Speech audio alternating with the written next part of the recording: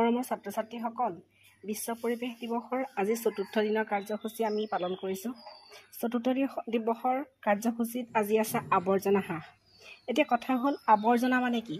আৱৰ্জনা মানে হৈছে আমি যিবোৰ পেলনীয়া বস্তু পেলাওঁ, ঘৰত বস্তু পেলাবলগীয়া, সেইখিনিয়ে হৈছে আৱৰ্জনা। এতিয়া আমি আৱৰ্জনা কেনেদৰে হ্ৰাস কৰিম? আৱৰ্জনা হ্ৰাস কৰিবৰ কাৰণে আমি পেলনীয়া বস্তুৰ পৰিমাণটো কমাব লাগিব। আমি পেলনীয়া বস্তুৰ পৰিমাণ কেনেদৰে কমাব লাগিব সেই বিষয়ে তোমালোকক আজি মই ক'বলৈ আগবাঢ়িছোঁ। পেলনীয়া বস্তু কমাবৰ বাবে আমি একেটা বস্তুকে বাৰে বাৰে ব্যৱহাৰ কৰিব লাগিব। আমি কোনবোৰ বস্তু বাৰে বাৰে ব্যৱহাৰ কৰিব লাগিব তোমালোকে বুজি পাইছানে? সেইবোৰ হৈছে চিচাৰ বাচন বৰ্তন, ষ্টীলৰ বাচন বৰ্তন, কাপোৰৰ মোনা আৰু বাৰে বাৰে ব্যৱহাৰ কৰিব পৰা প্লাষ্টিকৰ সামগ্ৰীসমূহ। এনেধৰণে বাৰে বাৰে ব্যৱহাৰ কৰিব পৰা বস্তু আমি যদি ব্যৱহাৰ কৰোঁ তেন্তে হ'লে পেলনীয়া বস্তুৰ পৰিমাণ কমি যাব আৰু আৱৰ্জনাসমূহ হ্ৰাস হ'ব। ইয়াৰ উপৰিও আমাৰ ঘৰত বা বিদ্যালয়ত আৱৰ্জনাসমূহ আমি দুটা ভাগত ভাগ কৰি ল'লে আৱৰ্জনাৰ পৰিমাণ কমিব। এতিয়া কথা হ'ল আৱৰ্জনাবোৰ আমি কেনেদৰে ভাগ কৰিম? আমি শুকান আৱৰ্জনা আৰু ভিজা আৱৰ্জনাসমূহ বেলেগ বেলেগ পাত্ৰত ৰখাৰ ব্যৱস্থা কৰিব লাগিব। তোমালোকে এইটো কথা ভালদৰে জানা যে আমি বিদ্যালয়ত দুটা আৱৰ্জনা পাত্ৰ অৰ্থাৎ ডাষ্টবিন ব্যৱহাৰ কৰোঁ। আমাৰ বিদ্যালয়ত ব্যৱহাৰ কৰা সেউজীয়া ৰঙৰ পাত্ৰটোত মানে ডাষ্টবিনটোত আমি ভিজা আৱৰ্জনা থওঁ আৰু নীলা পাত্ৰটোত আমি শুকান আৱৰ্জনা থওঁ, নহয় জানো? এনেদৰে থোৱাৰ পিছত কি হৈছে, আমাৰ বিদ্যালয়ত আৱৰ্জনাবোৰ নিষ্কাশন কৰিবলৈ সুবিধা হৈছে। আমি শুকান আৱৰ্জনাসমূহ পুৰি পেলাব পাৰিছোঁ আৰু ভিজা আৱৰ্জনাসমূহ আমি গাঁতত দি পচন সাৰ বনাব পাৰিছোঁ।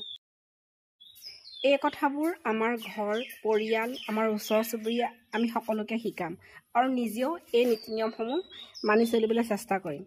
তেতিয়াহে আমাৰ চৌপাশৰ পৰিৱেশ পৰিষ্কাৰ পৰিচ্ছন্ন হৈ থাকিব আৰু আমিও এটা সুস্থ বাতাবৰণত জীয়াই থাকিব পাৰিম।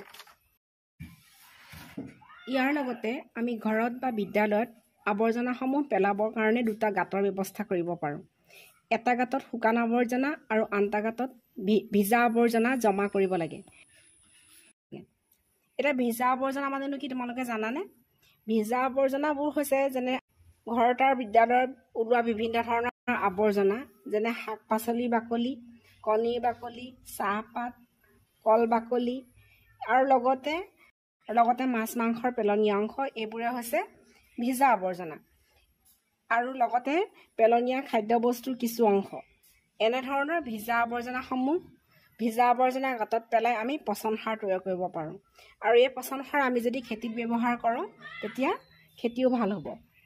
আৰু এই পচন সাৰ আমি ঘৰৰ আৰু স্কুলৰ ফুলনি বাৰী আৰু পাচলিৰ বাগিচাত ব্যৱহাৰ কৰিব পাৰোঁ। এনেও আমি যিবোৰ ৰাসায়নিক সাৰ ব্যৱহাৰ কৰোঁ সেই ৰাসায়নিক সাৰ ব্যৱহাৰ কৰাতকৈ পচন সাৰ ব্যৱহাৰ কৰিলে আমাৰ মাটিও ভাল হৈ থাকিব। সেইকাৰণে আমি পচন সাৰ ব্যৱহাৰ কৰিবলৈ শিকিব লাগে।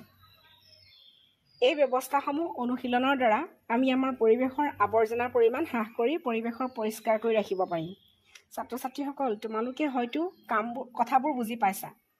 আজিৰ বিষয়ত ক'বলগীয়া ইমানেই আৰু তোমালোকে এই নীতি নিয়মসমূহ মানি চলিবা বুলি আশা কৰি মই আজিৰ বিষয়টো ইমানতে সামৰিলোঁ। ধন্যবাদ।